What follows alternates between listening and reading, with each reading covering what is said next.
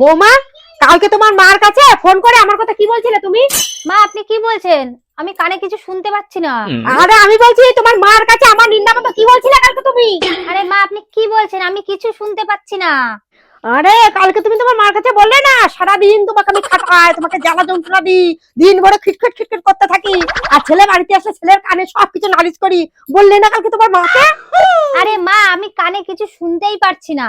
এক কাজ করেন, আপনি এখানে এসে বসে দেখেন, আপনিও কিছু শুনতে পাবেন না। আসেন। মা, কালকে আপনি আপনার মেয়েকে ফোন করে কি কি বলছিলেন? না তো বৌমা, আমি তো কিছু শুনতে পাচ্ছি না। আরে কালকে আপনি আপনার মেয়েকে ফোন করে কি কি বলছিলেন আমার কথা? না না, সত্যি কথা বলেছো বৌমা, কিছুই শুনতে পাচ্ছি না আমি।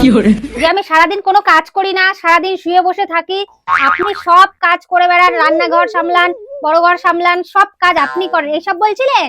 না না বৌমা, তুমি ঠিকই বলেছো, আমি কোনো কথাই আমি শুনতে পাচ্ছি না। তুমি ঠিক বলেছো। না, এক কাজ করো, তার থেকে তুমি এখানেই বসো, আমি যাই। তুমি বসো বসো।